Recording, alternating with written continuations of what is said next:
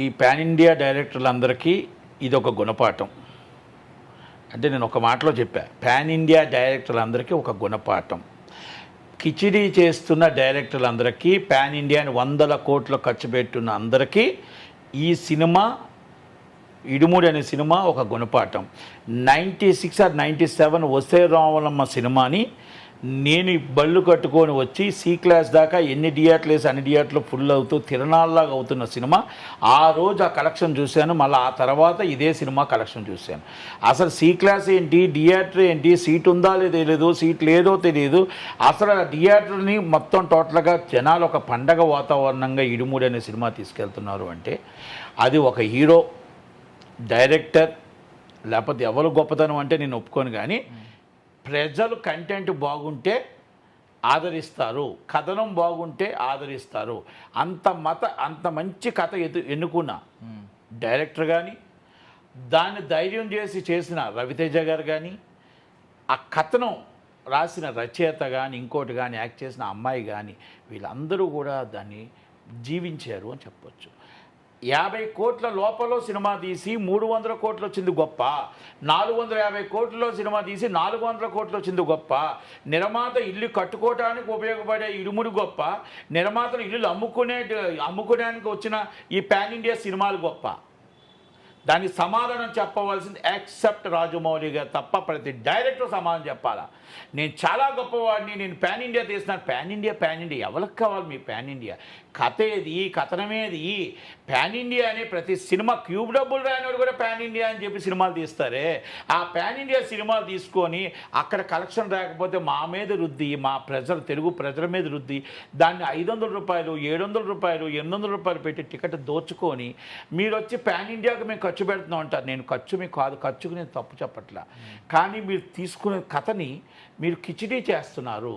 నార్త్కి కావాల్సిన ఫైట్ పెడుతున్నారు, సౌత్కి కావాల్సిన ఇంకోటి పెడుతున్నారు, ఇంకొకటి కావాల్సిన రేప్ సీన్ పెడుతున్నారు.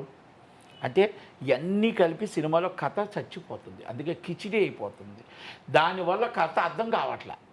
పాన్ ఇండియా సినిమాలు మీరు అబ్జర్వ్ చేయండి, పాన్ ఇండియా సినిమాలు కథ అర్థం కావట్లా. ఆడుతున్నాయంటే హీరోయిజం మీద, కొన్ని హీరోయిజం మీద హీరో ఫ్యాన్స్ అభిమానంతో ఆడుతున్నాయి తప్ప నిజంగా ఒక లవ్ స్టోరీ సినిమా చూసారా, ఒక లెనిన్ సినిమా చూసారా, ఒక విశ్వనాథ్ సన్సన్ సినిమా చూసారా? ఆ సినిమాలు ఎంత చక్కగా ఆడుతున్నాయి, ఎంత చక్కగా కథనం ఉంది, రేట్లు పెరగకుండా, రేట్లు అందుబాటులో, ప్రేక్షకుడికి అందుబాటులో రేటు వస్తున్న సినిమాని మనం ఎంత చక్కగా చూస్తున్నాం. అలాంటి కథనం మీకు దొరకట్లేదా అని అడుగుతున్నా. అలాంటి కథనం మీరు పాన్ ఇండియా తీయండి, నేను కాదని చెప్పట్లా. పాన్ ఇండియాలో కూడా కథను ఎన్నుకోండి. వాళ్ళకి అది కావాలంటే అది ఇచ్చి, మీరు ఇది కావాలంటే ఇది ఇచ్చి, వాళ్ళకి అది కావాలంటే అది ఇచ్చి, నీకు ఇది కావాలంటే అది ఇచ్చి సినిమాని ఎందుకు చంపేస్తారు అని అడుగుతున్నా. మీరు ఎంత చక్కగా చేశారు. ఒకప్పుడు వచ్చే సినిమాలు ఏంటి? ఒక రాఘవేంద్ర గారు, ఒక దాసనారాయణ గారు, ఒక కోదండ రామారెడ్డి గారు, ఒక కె విశ్వనాథ్ గారు, ఒక ర్యాలింగ్ నరసింహరావు గారు, ఒక ఈవీవి సత్యనారాయణ గారు, ఇప్పుడు అనిల్ రావుపూడి గారిని చూడండి, నేర్చుకోండి. ఇప్పుడున్న ఈ డైరెక్టర్ దగ్గర నేర్చుకోండి. ఇప్పుడున్న ఈ డైరెక్టర్ దగ్గర, ఇడుముడి అనే సినిమా తీసిన డైరెక్టర్ దగ్గరికి వెళ్ళి ట్రైనింగ్ చేయండి.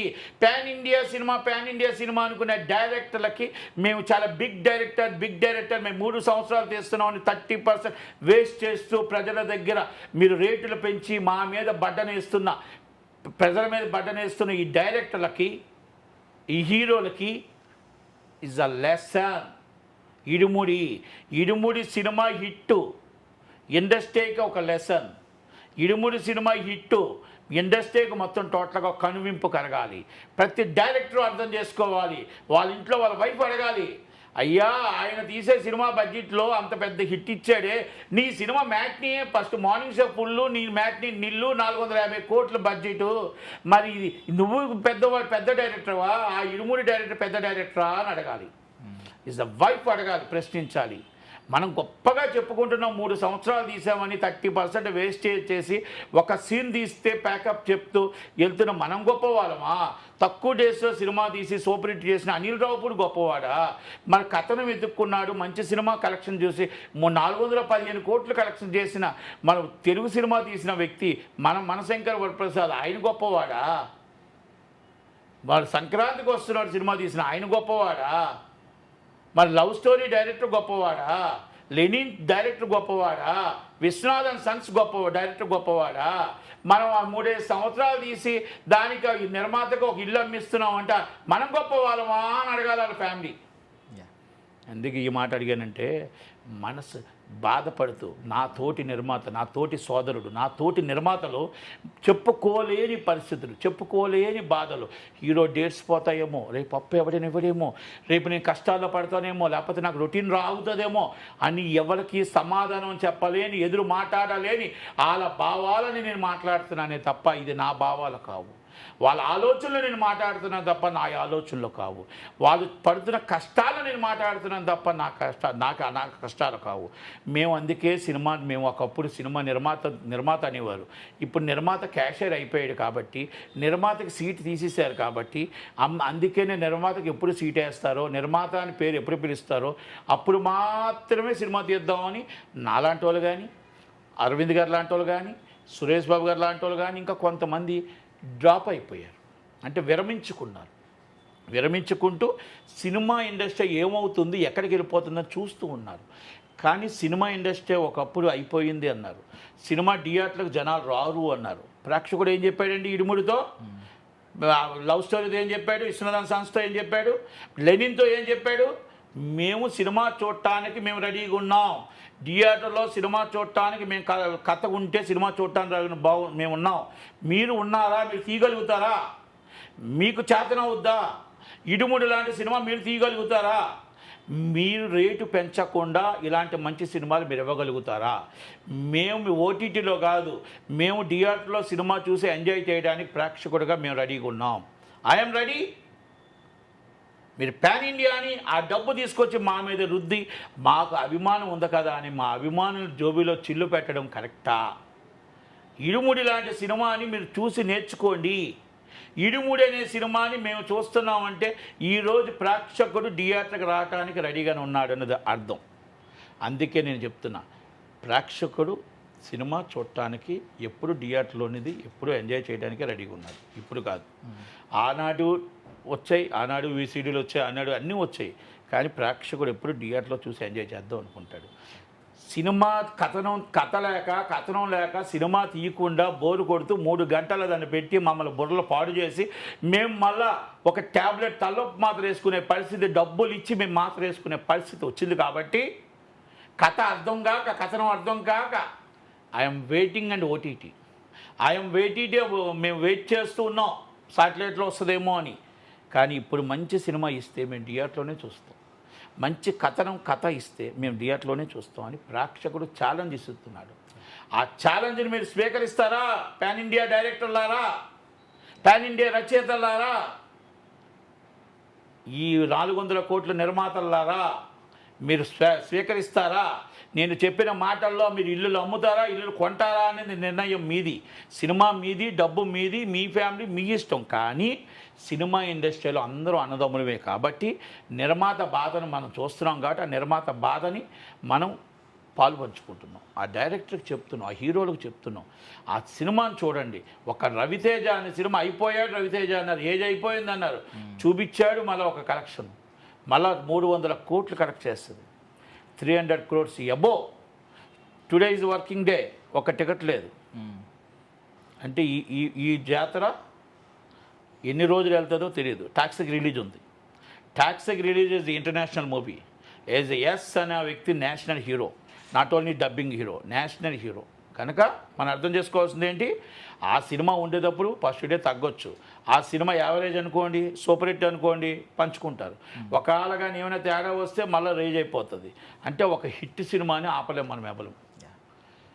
ఒక హిట్ సినిమాని మనం ఆపలేం. ఒక ఇంట్లో ఒక అమ్మ, ఒక అక్క, ఒక చెల్లి బయలుదేరి సినిమాకి వెళ్ళాలని డిసైడ్ అయిపోయారంటే, ఆ ఫ్యామిలీ 10 మంది వెళ్తున్నారు అంటే ఇక మనం ఆ సినిమాని ఎంత వస్తుందో చెప్పలేం. సంక్రాంతికి చూస్తాం ఇలాంటి కలెక్షన్లు, వారం రోజులు ముందే సంక్రాంతి వచ్చేసింది, ముందే దసరా వచ్చేసింది. కనుక ఒక పండగ వచ్చింది. ఆ పండగ నేను చిరంజీవి గారి బర్త్డే రోజు పండగ ఉంటుంది అనుకున్నాను, కానీ నేను ఇడుముడప్పుడు పండగ ఉంటుంది అనుకోలే. అంటే అంత great movie, it's a good movie, it's good hero. నేను ఇది హీరో పండగ లేకపోతే ఇంకోటి పండగ, సినిమా ఇండస్ట్రీకి ఇది ఒక లెసన్ అని అనుకోవాలి. మీరు అనుకుంటున్నారు ఇప్పుడు రవితేజకి ఇంత పెద్ద హిట్ వచ్చిందని, ఆ హిట్ని మళ్ళీ కాపాడుకోవడానికి ఆయన ఎంత బాధపడాలో ఎంత కష్టపడాలో అంతకన్నా మంచి సబ్జెక్ట్ ఎత్తుక్కోవాలి, అంతకన్నా బాగా సినిమా తీయాలి. ఎందుకంటే దాసరి నారాయణరావు గారు ఉసరావలం తీసిన తర్వాత ఆయనకు ఒక హిట్ రాలేదు కదా, అన్ని సినిమాలు హిట్టే. కానీ ప్రేక్షకుడు ఉసరావలంని గుర్తుపెట్టుకున్నాడు. మా దాసరి నారాయణ గారు ఉసరావలం తీశాడు, అలాంటి సినిమా రాదా అని అడుగుతారు. అన్నీ ఉసరావలంలో అవుతాయా? రౌడీ దర్బార్ మంచి సినిమా, కంటే కూతుర్నే కానీ మంచి సినిమే, సమ్మక్క సారలమ్మ మంచి సినిమే, ఆ నాన్నగారు మంచి సినిమే. మీరు ఇలాగ అనుకుంటూ పోతే ఎన్నో సినిమాలు మంచి సినిమాలే. కానీ వాళ్ళకి కావాల్సిందల్లా ఒక ఉసేరావులమ్మ అలాంటి జనరేషన్ ఉంటుంది. కనుక మనం ఇప్పుడు రాజమౌళి గారి సినిమా తీసిన తర్వాత మళ్ళీ హిట్ హీరోకి దొరకదంటారు. కనుక అలాంటిది రవితేజ గారు ఇప్పుడు ఆయన చాలా జాగ్రత్తగా కథ విని మంచి సినిమా ఇంకా ఇంతకన్నా మంచి కథతో రావాలి. సార్ యాక్చువల్లీ మీరు ఇప్పుడు ఒక మాట అన్నారు, చూసి నేర్చుకోండి పాన్ ఇండియా దర్శకులందరూ అని. మన దగ్గర ఓపెన్ సీక్రెట్ ఏంటంటే మన వాళ్ళు నేర్చుకోవడం కంటే ఫార్ములాని కాపీ కొడుతూ ఉంటారు. ఇప్పుడు సేమ్ డివోషనల్ కంటెంట్ తీసుకోవడం, ఒక థ్రిల్లర్ని యాడ్ చేయడం, ఒక కూతురు సెంటిమెంట్ యాడ్ చేద్దాం, ఇలా యాడ్ చేస్తే సక్సెస్ అవుద్దేమో అని అనుకుంటారు రేపు పొద్దున్న చాలామంది. సో వాళ్ళకి ఏం చెప్తారు మీరు? బ్లూ ప్రింట్ లెసన్ అని చెప్పాను కదా, ఇప్పుడు మనం ఇండస్ట్రీలో ఉన్నాం కదా. ఇప్పుడు మేము న్యూయార్క్ ఫిల్మ్ ఇన్స్టిట్యూట్లో నేర్చుకున్నాం అని చెప్తారు, పలానా సత్యానంద గారు నేర్చుకున్నాం అని చెప్తారు, పలానా పూనా ఇన్స్టిట్యూట్లో నేర్చుకున్నాం అని చెప్తారు. ఇవన్నీ నేర్చుకోవడం. అందుకే సినిమా ఇండస్ట్రీలో అన్నపూర్ణ స్టూడియోలో నేర్చుకున్నాం, రామానాయుడు స్టూడియోలో నేర్చుకున్నాం అంటారు కదా. ఈ సినిమాని చూసి లెసన్ అంటే ఏ పెద్ద డైరెక్టర్ అయినా, సినిమా తీసే డైరెక్టర్ అయినా, నేను అందుకే నా ఫ్యామిలీని ప్రశ్నించమన్నాను. నాట్ ఓన్లీ ఇస్ ద బయట, మీ ఫ్యామిలీని ప్రశ్నించి మీ cinema is a better, Irumudi is better.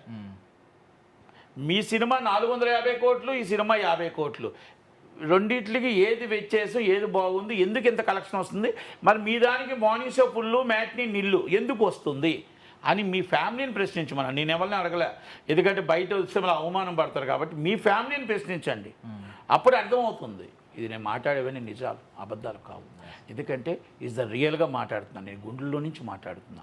ఎందుకంటే ఇది ప్రతి ఒక్కరిని ఎవరినో విమర్శించడం కాదు, ఆత్మ విమర్శ చేసుకోవాలి. మనం ఎవరినో టోటల్గా ఎవరినో మనం వేలకులం చేయట్లే. ప్రతి ఒక్కరు ఆత్మవిమర్శ. ఎందుకంటే డబ్బుతో వ్యాపారం చేస్తున్నాం, కోట్లతో వ్యాపారం చేస్తున్నాం. ఒక నిర్మాత డబ్బు సంపాదించుకోవడానికి రావాలి కానీ నిర్మాత ఇల్లులు అమ్ముకోవడానికి రాకూడదు. నిర్మాత ఇల్లు అమ్ముకుంటాం అనుకుంటే మరి బాధ ఏం చేస్తున్నాం? ప్రతి ఒక్కరు ఎన్ని మంది నిర్మాతలు దెబ్బతింటున్నారు. ఏ నిర్మాత ఇల్లు కట్టాడో చెప్పండి, ఏ నిర్మాత సుఖంగా ఉన్నాడో చెప్పండి. ఆ సినిమా అయిన 3 సంవత్సరాలు హ్యాపీ లైఫ్ తప్ప, సినిమా అయిపోయిన తర్వాత మరుసటి రోజు అప్పులోలు వస్తే తిరుగుతూనే ఉంటారు, ఆయన కనబడకుండా ఫోన్ ఆపుకొని తిరుగుతారు. ఇది వాస్తవం కాదా? మీ గుండెల మీద చేసుకొని చెప్పండి. ఎంతమంది నిర్మాతలు ఇల్లులు కట్టారు, ఎంతమంది నిర్మాతలు పొలాలు అమ్మారు, ఎంతమంది నిర్మాతలు ఇల్లులు అమ్మారు, ఎంతమంది నిర్మాతలు అమెరికాలో ఆస్తులు అమ్మారు, నాకు చెప్పమనండి. డిబేట్కి వద్దాం. నేను ఈ సినిమా ఇండస్ట్రీలో ఇంత సంపాదించానని ఒక నిర్మాతని వచ్చి ఇగో ఈ సినిమా ఒక రాఘవ గారు కాదు, ఒక ఏడుది నాగేశ్వరరావు గారు కాదు, అప్పుడున్న సురేష్ బాబు గారు కాదు, అల్లు అరవింద్ గారు కాదు, ఒక కొంతమంది ఉన్నారు, ఒక 10-15 మంది, వాళ్ళు కాదు, నేను సంపాదించుకున్నాను. వీళ్ళెవ్వరం కాదు, తక్కువ మా నిర్మాతలు. ఇప్పుడు వస్తున్న నిర్మాతలు ఒక్కరిని ప్లానింగ్ లేని నిర్మాతలు. మరి ఎంఎస్ రాజు గారు ఎంత సంపాదించారు? ఆయనకి ఎంత మిగిలింది? ఇప్పుడు ఎన్ని వేల కోట్లు మిగిలింది, ఎన్ని వందల కోట్లు మిగిలింది అంటే ఇవన్నీ నేను ఎందుకు చెప్తున్నానంటే బయటికి చెప్పుకోలేరు. ప్లానింగ్ ఉంది కాబట్టి సురేష్ బాబు సినిమా తీయడు, ప్లానింగ్ ఉంది కాబట్టి అరవింద్ గారు సినిమా తీయడు, ప్లానింగ్ ఉంది కాబట్టి నేను సినిమా తీయను అంటే నేను చెప్తున్నాను. అలా తీసిన వాళ్ళు తీయొచ్చు, తీయొద్దని చెప్పట్లేదు. మీరు ప్లాన్తో వెళ్ళండి. సినిమా బడ్జెట్ ఎంత వస్తుందో అక్కడ ఎంత వర్కౌట్ అది. అన్నీ ఇడుముళ్ళు కావు, అన్నీ లవ్ స్టోరీలు కావు, అన్నీ విశ్వనాథన్ సన్స్ కావు, అన్నీ లెనిన్లు కావు, అన్నీ పెద్దీలు కావు. మనం కూడా చూస్ చేసుకోవాలి. ఫ్లాప్లు వస్తాయి కాదని చెప్పట్లేదు, అన్ని హిట్లు వస్తాయి, ఫ్లాప్లు వస్తాయి. కాకపోతే బడ్జెట్ ఈజ్ ద మొత్తం టోటల్గా overall budget 10% or 20% loss or ప్రాఫిట్లో ఉండాలి తప్ప మనం 80% లాస్లో ఉండకూడదు అంటాను నేను. కనుక ప్రతి డైరెక్టర్ని కూడా, నేను రచయితని కూడా, నేను మొత్తం లైన్ ప్రొడ్యూసర్ని కూడా మీ కాస్ట్ ఆఫ్ ప్రొడక్షన్ వేస్టేజ్ తీయండి. మీరు రేటు పెంచడానికి మీరు రేట్లు పెంచి ప్రజల దగ్గర దూరం అయ్యే బదులు ప్రజల రేట్లు భారం పంచకుండా ఈ రెమ్యునేషన్ తగ్గించండి.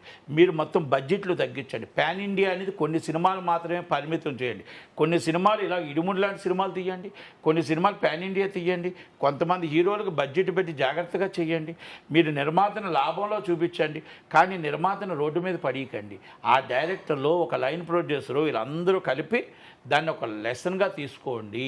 అందుకే డిస్ట్రిబ్యూటర్ కానీ ఎగ్జిబ్యూటర్ కానీ బాధని తీసి మీరు డిస్ట్రిబ్యూటర్ బటన్ పెంచుతారు, బటన్ ఎవరు పెంచుతారు? ఎగ్జిబ్యూటర్కి వెళ్తుంది. ఎగ్జిబ్యూటర్ ఎవరి మీద పెడుతున్నాడు? ప్రేక్షకుడి మీద పెడుతున్నాడు. ప్రేక్షకుడు డబ్బు వస్తే ఏం చేస్తున్నాం? మళ్ళీ ప్రొడ్యూసర్ ఏం చేస్తున్నాడు? హీరోకి A1 టెక్నీషియన్లకి వాళ్ళందరికీ డబ్బులు దారాదత్తం చేస్తున్నాడు. అప్పులు పాలైంది ఎవరు? ప్రొడ్యూసర్. నష్టం రోడ్డు మీద పడిపోయింది ఎవరు? డిస్ట్రిబ్యూటర్. ఎగ్జిబ్యూటర్ గారి రెంట్ వస్తుంది.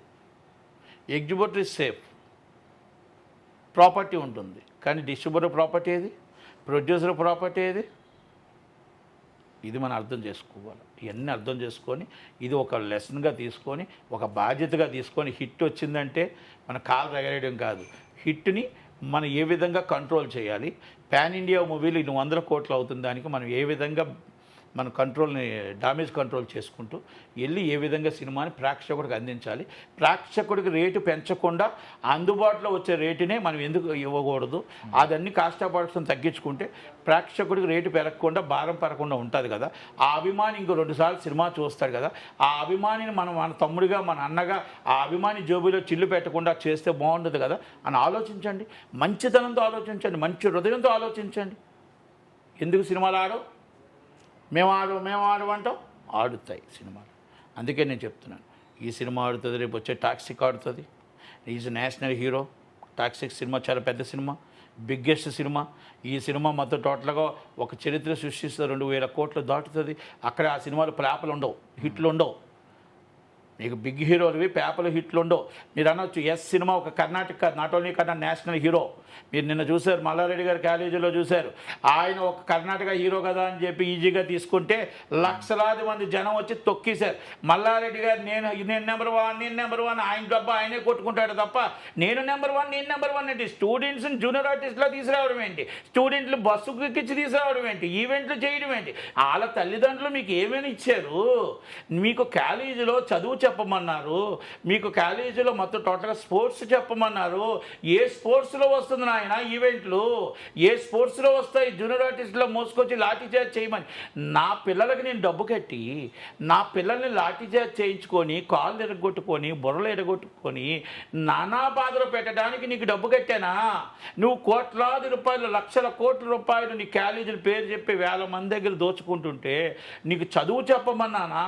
లేకపోతే ఈవెంట్లకు తీసుకొచ్చి జూనియర్ ఆర్టిస్టులా తీసుకొచ్చి ఇక్కడ వదిలేసి లాఠీచార్జ్ చేయమన్నానా? మరి నిన్నెందుకు అరెస్ట్ చేయట్లేదు? మీ కోడల్ని ఎందుకు అరెస్ట్ చేయట్లేదు? మరి అన్యపుణ్యం ఎరిగిన అల్లు అర్జున్ గారిని ఎందుకు అరెస్ట్ చేశారు? ఆయనకి ఏమైనా సంబంధం ఉందా? ఆయనకి ఏమైనా తెలుసా ఈవెంట్ కోసం? ఆ రోజు తొక్కుసలాట జరుగుతున్నప్పుడు ఇంటెలిజెన్స్ రిపోర్ట్ లేదా? సెక్యూరిటీ చూసుకోవాల్సింది పోలీసులు కదా, మరి థియేటర్ యాజమాన్యం కదా. ఒక్క రోజునే జైల్లో పెట్టడం కక్షతో మీరు ఆయన జైల్లో పెట్టారు కదా. మరి మల్లారెడ్డి గారిని ఎందుకు భయపడుతున్నారండి? దేశ నాయకుడేనా? లేకపోతే దేశంలో నెంబర్ 1 అనా? మరి కోడల్ని ఎందుకు భయపడుతున్నారండి? అంటే వాళ్ళకి 4-3 టికెట్లు, ఎమ్మెల్యే టికెట్లు కావాలి, ఒక ఎంపీ టికెట్ కావాలి. అంటే ఆ టికెట్లు పోతాయనా? లేకపోతే ఫండ్స్ పోతాయనా? మరి నరేంద్ర మోడీ గారు ఏం సమాధానం చెప్తారు? కేటీఆర్ గారు ఏం సమాధానం చెప్తారు? కేసీఆర్ గారు ఏం సమాధానం చెప్తారు? రేవంత్ అన్న ఏం సమాధానం చెప్తాడు? విద్య వైద్యం అనేది జీవితం, ఈజ్ అ లైఫ్. ఆ పిల్లల్ని ఈవెంట్కి తీసుకొచ్చిన వ్యక్తులను అరెస్ట్ చేయాలా వద్దా? ఆ పిల్లల మీద లాఠీ చేసిన వ్యక్తుల మీద అరెస్ట్ చేయాలా వద్దా? ఆ పిల్లల కాళ్ళు చేయి ఇరిగిపోయిన వ్యక్తుల మీద ఆ తల్లిదండ్రులకి ఎవరు క్షమాపణ చెప్తారు? ఎవరు అలా బాధన కన్నీరుని ఆపుతారు? ఆ తల్లిదండ్రులు అప్పులు చేసి బాధలు పడి ఇంట్లో చాలా ఒక పూట తిని ఒక పూట తినక పిల్లలు చదువుకొని భవిష్యత్తు బాగుండాలని ఆ పిల్లలు అనుకుంటుంటే మీరు తీసుకొచ్చి ఆ ఈవెంట్లకు పెట్టొచ్చా? ఇది ఈవెంట్ అనేది ప్రోగ్రామ్, సినిమా ప్రోగ్రామ్కి ఎవరికి సంబంధం ఉండదండి. సినిమా వాళ్ళకి ఎందుకు సంబంధం ఉండదు అంటే మీరు ఒక దానికి రిక్వెస్ట్ చేశారు, ఒక కాలేజీలో రండి, మేము మొత్తం సెక్యూరిటీ ఇస్తాము, మీరు రండి మా దగ్గర చేయండి, మేము హ్యాపీగా మా పిల్లలు వస్తారు అన్నారు. అంతే వాళ్ళు వెళ్ళారు. మీరు చూసుకోవాల్సిన బాధ్యత పోలీస్ డిపార్ట్మెంట్, చూసుకోవాల్సిన బాధ్యత కాలేజీ యాజమాన్యం. తప్పు చేస్తే ఎవరిని అరెస్ట్ చేయాలి? కాలేజీ యాజమాన్యం. మీకు కాలం మీరు ఏదైతే అడ్మిషన్ అప్పుడు మేము ఈవెంట్లకు తిప్పుతాం, మేము బస్సులు ఎక్కించి మేము జూనియర్ ఆర్టిస్టులకు షూటింగ్లకు తిప్పుతాం, మేము హీరోలతో ఫోటోలు తీయిస్తాం అని ఏమైనా కాలం పెట్టారా? ఆ కాలం చూసి మీ తల్లిదండ్రులుగా నిజంగా మల్లారెడ్డి గారి కాలేజీలో జాయిన్ చేసి ఉంటే దాన్ని యాక్సెప్ట్ చేద్దాం. మీరు ఆ కాలంలో పెట్టలేదే, పెట్టకుండా తీసుకొచ్చి ఆ పిల్లల్ని మీరు ఆ జీవితాన్ని నాశనం చేస్తున్నారంటే, ఆ జీవితాన్ని ఆడుకుంటున్నారంటే మిమ్మల్ని అరెస్ట్ చేయాలా వద్దా? ఆ తల్లిదండ్రి ఎవరైతే మీ పిల్లల్ని జాయిన్ చేశారో ఆ తల్లిదండ్రి ఇది మీరు యాక్సెప్ట్ చేస్తున్నారా? లేకపోతే ఇలాంటి కాలేజీల్లో ఇలాంటి ఈవెంట్లన్నీ నాట్ యాక్సెప్టెడ్ అని మీరు చెప్పగలుగుతున్నారా? ఆ పిల్లల భవిష్యత్తు బాగుండాలనుకుంటున్నారా? ఇలా జూనియర్ ఆర్టిస్ట్లో తీసుకొచ్చి నించోబెట్టి లాఠీ చార్జ్ చేయడం కరెక్ట్ అనుకుంటున్నారా? ప్రతి ఒక్కరు కామెంట్ చేయండి, ప్రతి ఒక్కరు మాట్లాడండి, ప్రతి ఒక్కరు నోరు తెరవండి, ప్రతి ఒక్కరు మాట్లాడి దీనికోసం తెరవండి. పిల్లల కోసం జీవితాలు, వాళ్ళ జీవితం, వాళ్ళ లైఫ్. ఈరోజు దేశం అట్టుడుకుపోతుంది. స్టూడెంట్స్ మీద లాఠీ చార్జ్ జరుగుతుంటే, స్టూడెంట్స్ మీద ఇబ్బంది జరుగుతుంటే అట్టుడుకుపోతుంది. ల్యాండ్ ఆర్డర్ ప్రాబ్లం అయినప్పుడు మీరు పోలీసులు ఉన్నప్పుడు మీరు ఎందుకు పర్మిషన్ ఇచ్చారు? ఎస్హెచ్ఓని ఎందుకు మనం సస్పెండ్ చేయలేదు? ఎందుకు డిఎస్పీకి ఛార్జ్ మేమో ఇవ్వలేదు? ఎందుకు ఇంటెలిజెన్స్ రిపోర్ట్ ముందుగా రాలేదు? ఇవన్నీ రేవంత్ అన్న చూడాల్సిన బాధ్యత ఉందా లేదా? సెంట్రల్ గవర్నమెంట్ కూడా దీని మీద యాక్షన్ తీసుకుంటుందా? కిషన్ రెడ్డి గారు తీసుకుంటారా, తీసుకోరా? లేకపోతే మన వాళ్ళే కదా, మన పొలిటికల్ లీడర్సే కదా, మన అన్నదమ్ములే కదా, మన మల్లన్నే కదా అనుకుంటారా అనేది సమాధానం చెప్పవలసిన బాధ్యత అన్ని పార్టీల మీద గవర్నమెంట్ ఉంది. పిల్లల ప్రేమ ఉందా, పార్టీ ప్రేమ ఉందా తెలుసుకోవాల్సిన మీదే. కనుక తల్లిదండ్రులు అందరూ కూడా పిల్లలకి ఏ విధంగా చెప్పాలో మీరు అందరూ కూడా కింద కామెంట్ చేయండి దయచేసి. యాక్చువల్లీ ఇప్పుడు హీరో ప్రొడ్యూసర్ల గురించి, డిస్ట్రిబ్యూటర్ల గురించి, దర్శకుల గురించి మాట్లాడుకున్నాం. కాకపోతే హీరోల గురించి మాట్లాడుకుంటే ఇప్పుడు ఈయన చాలామంది ఏమంటున్నారంటే మణికంఠ స్వామి మల్లెపూలు పల్లకి ఎక్కిస్తే ఆయన సూపర్ హిట్ పల్లకి ఎక్కించారని చెప్పి అంటున్నారు. అండ్ ఇంకోటి ఏంటంటే చాలామంది సిక్స్ ప్యాక్, ఈ ఇప్పుడు స్టార్ హీరోలు కానీ సీనియర్ హీరోలు కానీ సిక్స్ ప్యాక్ ఒకసారి చూపిద్దామని అనుకుంటున్నారు. బట్ ఈయన మణికంఠ స్వామి ముందు మాల వేసుకున్నప్పుడు మాత్రం షర్ట్ ఇప్పి షర్ట్లెస్గా చేసిన సీన్స్ ఉన్నాయి. సో ఒక న్యాచురల్గా, ఒక ఆర్గానిక్గా వచ్చిన స్టోరీ ఈరోజు ఎంత పెద్ద సూపర్ హిట్ అయింది. సో దీని నుంచి అండ్ ఇంకోటి నేను విన్నది ఏంటంటే రవితేజ గారు ఫుల్ రెమ్యూనరేషన్ తీసుకోకుండా ఏదో కొంచెం రైట్స్లో కొంచెం తీసుకున్నారు ఇలాగని చెప్పి. సో దీని నుంచి ఒక సూపర్ హీరోలు కానీ, ఇప్పుడు మన సూపర్ స్టార్లు ఉన్నారు, దాంతోపాటు సీనియర్ హీరోలు ఉన్నారు, వీళ్ళు ఏం నేర్చుకోవాలంటారు? వీళ్ళు ఎంత కోఆపరేట్ చేయాలంటారు దర్శకులకు కానీ ప్రొడ్యూసర్లకు కానీ? ఇప్పుడు ఒకటి, అయ్యప్ప స్వామి మీద సినిమా తీసినవన్నీ హిట్టే. అయ్యప్పని నమ్ముకునే వాళ్ళు ఎవరు కూడా అన్యాయం కాలేదు. అయ్యప్ప స్వామి, నేను 5 సంవత్సరాలు అయ్యప్ప మాలేసాను. ఇస్ ద 5 years నేను అయ్యప్ప మాలేసాను. నేను గురుస్వామిని. అంటే నేను ఒకటే, అయ్యప్ప స్వామిని నమ్మిన వాళ్ళు ఎవరు కూడా దేవుడు అన్యాయం చేయలేదు. పంబలవాస సబరవీరీస అంటే ఆ అయ్యప్ప ఎప్పుడు కూడా మంచి చేశాడు. ఆ దేవుని నమ్మకంతో ఆయన ఆ సినిమా సాంగ్ పెట్టి ఆ సినిమాని తీశారు. It's a great super hit. Okay, ఇక్కడ నేను ఏమంటున్నానంటే ఒక దేవుని కోసం ఒక ఆలోచనతో తీసేటప్పుడు దాంట్లో ఒక మిరాకల్స్ వస్తాయి. ఆ మిరాకల్స్ ఈ సినిమా చేసింది. మీరు ఇంతకుముందు అయ్యప్ప స్వామి సినిమాలు, చాలా సినిమాలు సూపర్ హిట్. అయ్యప్ప స్వామి మహాస్యం కానీ, అంజనీ కుమార్ గారు అనే సినిమా తీశారు, మినిస్టర్, ఎక్స్ మినిస్టర్ అయినా. అలాగే చాలామంది సినిమాలు తీశారు. కనుక అవన్నీ హిట్స్. నేనేమంటున్నా, అలాగే ఇప్పుడు హీరోలు అన్నారు మీరు రెమ్యునేషన్ కోసం. ఏమో ఈయన రెమ్యునేషన్ తీసుకున్నాడా, తక్కువ తీసుకున్నాడా నాకు ఐడియా లేదు, కానీ all heroes is cooperating still. All heroes is cooperating అంటే కోఆపరేట్ చేస్తూ, మీకు తెలియని బయటకు ఏంటంటే వాళ్ళు ఇంత తీసుకుంటున్నారంటే 4 షేర్లోనే తీసుకుంటున్నారు. వాళ్ళందరూ హీరోలందరూ కూడా కొంచెం వచ్చిన షేర్ వచ్చిన తర్వాత తీసుకుంటున్నారు. ఒకళ్ళు నష్టం వస్తే కొంత సాక్రిఫై చేస్తున్నారు, కొంత ఇబ్బంది నుంచి వాళ్ళకి కాపలా కాస్తారు ఈ మధ్యన హీరోలు అందరూ కూడా. కనుక హీరో ఈజ్ కోఆపరేట్ చేయబట్టే ఆ నిర్మాతలు నిలబడుతున్నారు. హీరో కోఆపరేట్ చేయబట్టే ఆ డైరెక్టర్ సినిమా తీయగలుగుతున్నారు. హీరో సినిమా రిలీజ్ కానీ ఏమైనా తేడా వస్తే ఆ హీరోలు కానీ డైరెక్టర్లు కానీ కొంత రిటర్న్ ఇస్తున్నారు. 1-2 హీరోలు 3 హీరోలు తప్ప. ఆ పేర్లు వద్దులేండి. కథల విషయంలో కొంతమంది ఇప్పుడు ఇలాగా ఆర్గానిక్గా తీసుకెళ్ళడం కంటే హీరో ఇమేజ్కి తగ్గ కథ మాత్రమే రాయాలి, అలాంటి కమర్షియల్ ఫార్మేటే రాస్తేనే యాక్సెప్ట్ చేస్తారు చాలామంది హీరోలు. అందుకే లెసన్ అని చెప్పాను మీకు అందుకే లెసన్ అని చెప్పి. ఈవెన్ హీరోలకు కూడా లెసన్ అందరికేనండి. ఇప్పుడు ఒకటి గుర్తుపెట్టుకోండి, కథనం హీరోని బట్టి సినిమా తీసుకోవడానికి వెళ్ళాలి. కథ బాగుండాలి, కథనం బాగుండాలి. మిమ్మల్ని బట్టి ఇప్పుడు ఈ సినిమా 10 సుమోలు లేపుతాం. నేను చెప్తున్నాను కదా, నార్త్ ఇండియాకు ఒక ఫైట్ కావాలి, సౌత్ ఇండియాకు ఒకటి కావాలి, ఇంకో సెంటిమెంట్ కావాలి, ఒక రేప్ సీన్ కావాలి, ఒక పాటలు కావాలి, మంచి బ్రేక్ డ్యాన్స్లు కావాలంటే కాదు. కథ కావాలి, కథనం కావాలి, కథకు తగ్గట్టు పాట కావాలి, కథకు తగ్గట్టు ఫైట్ కావాలి, కథకు తగ్గట్టు రేప్ సీన్ కావాలి, కథకు తగ్గట్టు సెంటిమెంట్ కావాలి. అన్నీ కలిస్తేనే ఇడుముడి సినిమా. అందుకనే ఇది లెసన్ అని చెప్పాను. ఇక దానికోసం మనం వేరేగా మాట్లాడుకోవాల్సిన అవసరం లేదు. ఇట్స్ ద గుడ్గా ఉన్నారు హీరోలు అందరూ కూడా, ప్రాబ్లం లేదు. హీరోలు అందరికి కూడా ఈ మధ్యకాలంలో మొత్తం చాలామంది హీరోలు, పెద్ద హీరోలు కూడా డబ్బులు నష్టం వచ్చింది కదా, ఆ డబ్బులు ఇవ్వద్దులే, రిటర్న్ ఇచ్చేయమని చెప్పేసిన హీరోలు చాలామంది ఉన్నారు. ఇప్పుడు నేను మాట్లాడితే చిరంజీవి గారి ఫ్యామిలీ కోసం చెప్తే నట్టుకుమార్ చిరంజీవి అంటారు. కాబట్టి నేను ఆల్ హీరోస్ అందరూ కూడా అదే ప్రకారంగా ఉన్నారు. కాబట్టి మన అందరి కోసం కూడా మనం మాట్లాడుకో. Thank you sir.